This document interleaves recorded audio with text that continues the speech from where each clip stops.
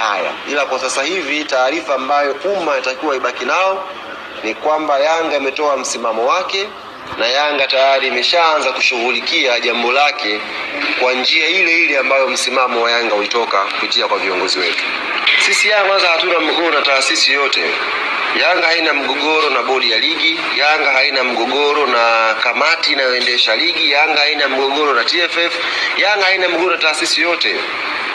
Yanga Afrika inasimamia misingi na utaratibu ambao taasisi hii tumekubaliana tuifuate.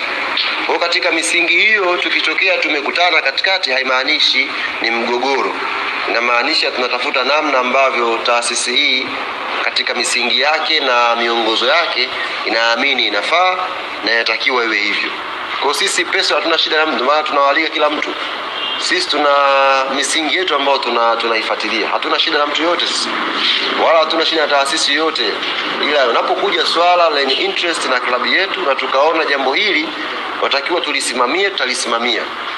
Lakini haimaanishi tunaposimamia jambo letu sisi tuna ugomvi na wewe au tuna ugomvi na taasisi fulani.